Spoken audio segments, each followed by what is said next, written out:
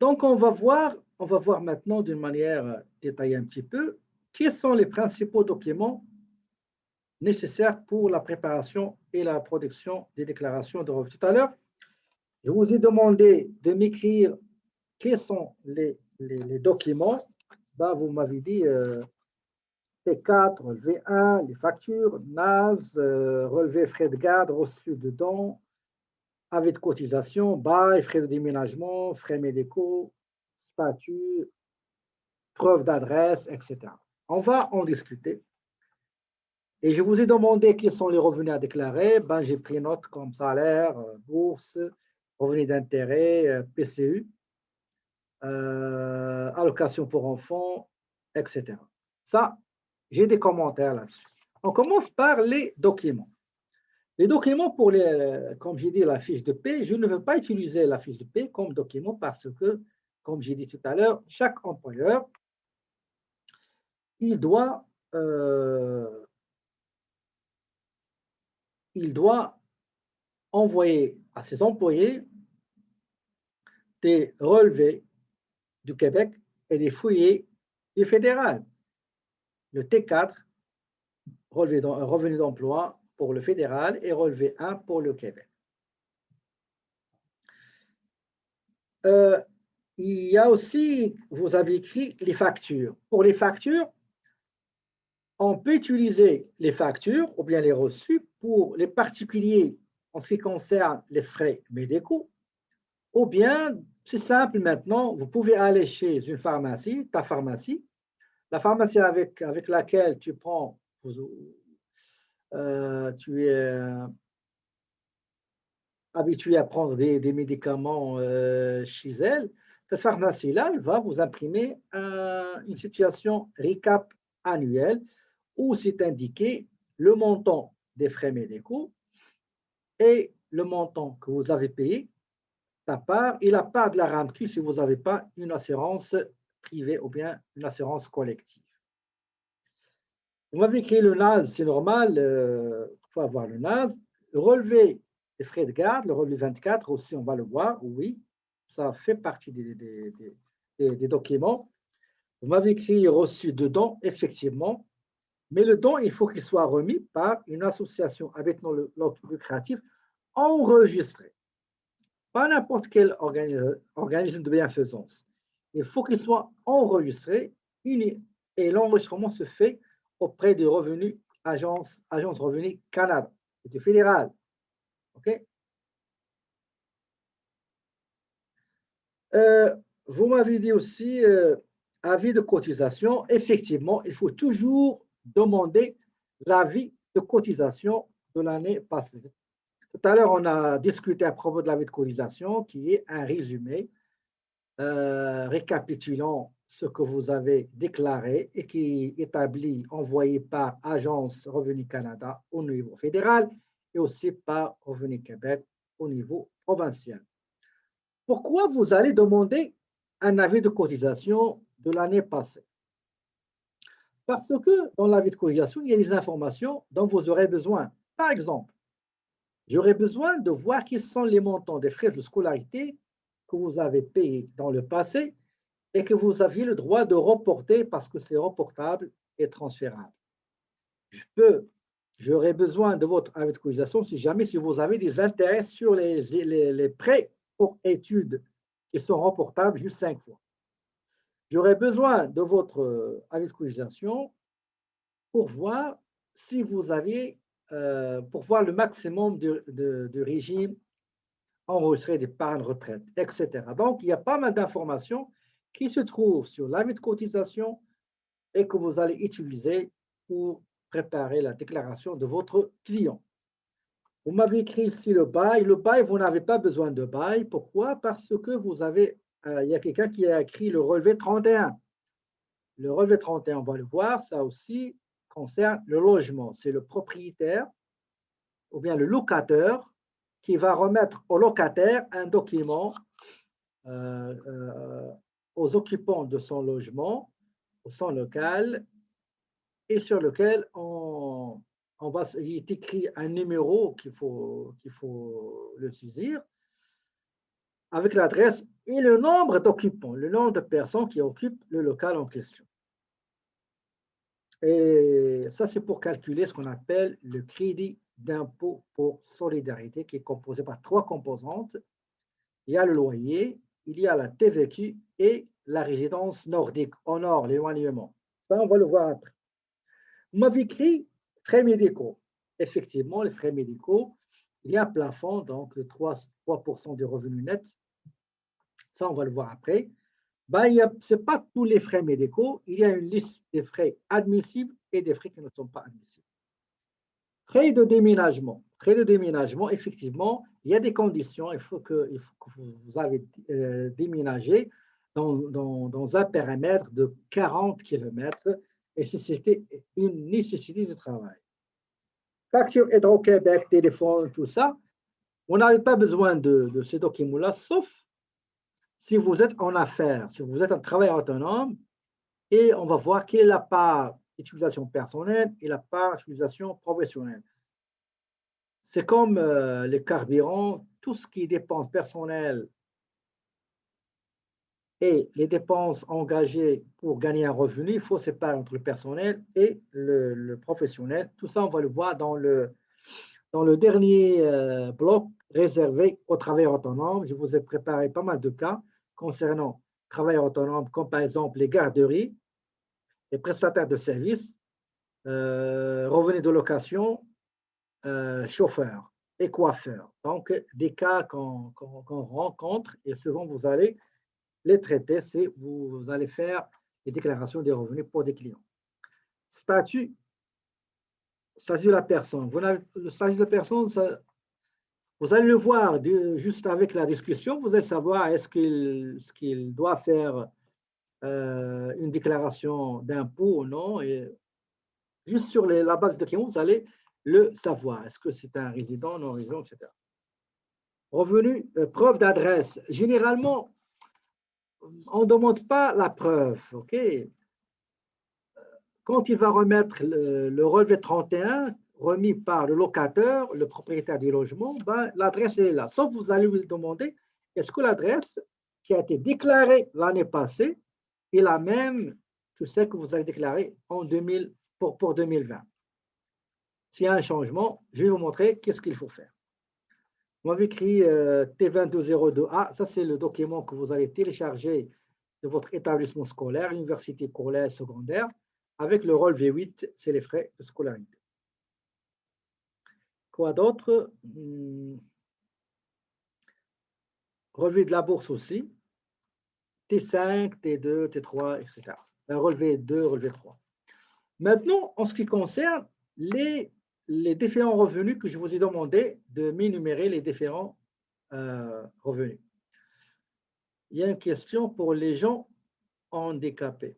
OK. On dit les gens en déficience, OK, physique ou mentale, ou bien les gens à mobilité réduite, les personnes à mobilité réduite. Les personnes à mobilité réduite, on va les voir, bien les personnes qui souffrent de déficience physique permanente, ben, il y a ce qu'on appelle un crédit d'impôt. Moi, je ne veux pas entrer dans la technicité de la chose, mais il faut avoir un document certifié qui certifie cette déficience mentale ou physique établie par un médecin spécialiste et on la renouvelle. Parfois, il y a des maladies, on renouvelle l'attestation et autres qu'on… Et d'ailleurs, parmi les documents, tout à l'heure, quelqu'un qui m'a parlé des pièces justificatives, ben, parfois, on va vous demander de leur fournir l'attestation. OK? Donc, pour ce qui est des revenus, donc vous m'avez écrit, la plupart, c'est que c'était correct. Salaire, bourse, les revenus d'intérêt, par exemple, prestations canadiennes d'urgence, les prestations d'assurance emploi, vous avez écrit chômage, c'est la même chose. Allocation pour enfants, non, ce n'est pas déclarable. Okay? Ça, on l'a déjà vu lors de notre première séance. Vous m'avez écrit les indemnités, par exemple, indemnités pour les accidents, etc. Donc, soit c'est la CNSST la Commission des normes de santé et de sécurité au travail, ou bien la Société d'assurance automobile Québec.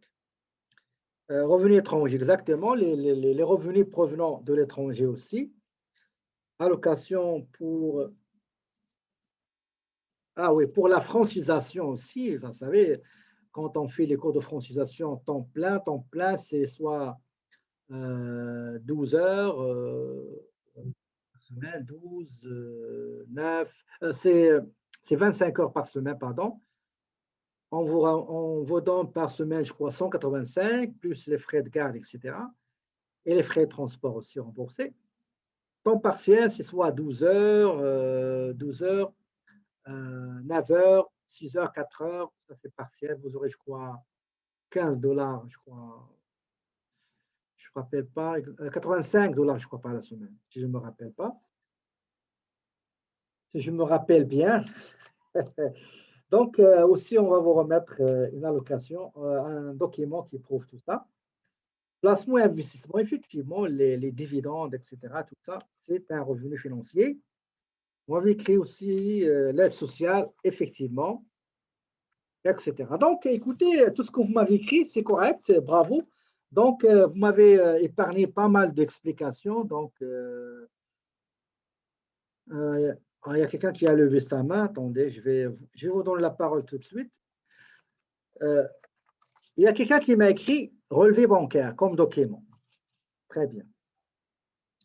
Généralement, les relevés bancaires, quand est-ce qu'on les demande? On les demande aux travailleurs autonomes. Un travailleur autonome, vous savez, quand vous allez recevoir un travailleur autonome pour qu'il fasse ses déclarations de revenus, voilà ce que vous allez lui demander. Est-ce que vous avez dressé vos revenus et la liste de vos charges? S'il vous dit, écoutez, j'ai le fichier, donc je n'aurai pas besoin de relevé bancaire. Il va me donner la liste, un tableau de ses revenus, date, nature, montant, etc. Et mode d'encaissement. Il va vous donner aussi un tableau qui récapitule les dépenses, ou bien les détails, ça dépend. Normalement, on les reçoit par Excel, sous format Excel. Mais s'il vous dit, écoutez, moi, je n'ai rien préparé et vous ramenez un sac de Maxi ou Walmart plein d'enveloppes et de reçus, c'est à vous de trier tout machin, là. Ben, vous allez lui facturer tout ça. Dans ce cas-là, quand il va vous donner les reçus, etc., ben, vous allez demander un relevé juste pour vérifier les recettes qu'il a faites. OK? Les recettes qu'il a encaissées. Sinon, parfois, qu'est-ce qu'on fait? Il va vous donner les relevés bancaires. Il va vous dire, écoutez, moi, je suis payé par chèque au virement, pas d'espèces. Je n'ai pas le temps de vous préparer. Soit je vais vous donner. On a des clients qui nous donnent l'accès à leur compte bancaire, donc des clients de longue date. Soit il va vous envoyer un relevé bancaire. OK? Il va vous donner, vous allez vous débrouiller à, comment ça s'appelle ça? À dégager les montants. Mais attention, parfois vous allez perdre du temps juste pour comprendre est-ce que c'est l'entrée d'argent, est-ce que c'est revenu ou non. Surtout avec les gens qui ont un seul compte bancaire et ils ont un seul compte bancaire et tout ce qui concerne personnel, entreprise, il le met là-dedans. C'est illégal. Je ne me rappelle pas de l'article de la loi fiscale. Il stipule qu'il faut séparer l'entité personnelle avec l'entité de l'entreprise. Et d'ailleurs, vous l'avez déjà vu en comptabilité 1 et comptabilité 2, je crois, non, en comptabilité 1, oui. Vous avez vu les postulats comptables. Il y a les postulats comptables, les principes comptables, les contraintes, le tout forme ce qu'on appelle les principes comptables généralement reconnus. Il y a le premier postulat, c'est la personnalité de l'entreprise. Il faut séparer les choses. Tout ce qui est entreprise doit être dans l'entreprise, tout ce qui est personnel doit rester personnel. C'est pour ça que souvent, la plupart, souvent, l'administration fiscale, il fait des vérifications et parmi la remarque la plus répandue, la remarque la plus utilisée, c'est qu'il leur demande de séparer le compte bancaire. Il faut avoir un compte commercial et un compte personnel. That's it. Donc, le relevé bancaire, il peut nous servir dans ce cas-là. Mais pour quelqu'un qui n'est pas en affaires, il va me ramener comment dirais-je, un relevé bancaire. Moi, je vois que ça va me servir à rien. Peut-être qu'il va me dire, écoutez, j'ai payé des lunettes ou des médicaments, mais j'ai perdu la facture. Mais vous pouvez aller chez le vendeur pour vous donner une duplicata, ça se fait. Si, par exemple, vous n'avez rien trouvé, à ce moment-là, vous pouvez m'indiquer, voilà, dans le relevé bancaire, si jamais on vous demande la vérification, dans le cas de la vérification, on vous demande la preuve, même si vous envoyez le relevé bancaire, ils vont demander une pièce justificative. Donc, le relevé bancaire, il va servir normalement pour les travailleurs autonomes qui n'ont pas pu dresser par eux-mêmes les tableaux dépenses, tableaux recettes. Est-ce que j'ai répondu à votre question? Ces documents-là, c'est très important de les connaître. On va les voir après. On va les voir après. Pour les biens cernés, pour les biens répertoriés, pour les biens listés et les cernés, généralement, les cabinets, les préparateurs, ils utilisent des aides-mémoire ou bien un outil qui va récapituler tout ce qu'ils auront besoin pour faire les impôts. Par exemple, pour mon cabinet, voilà qu'est-ce qu'on utilise.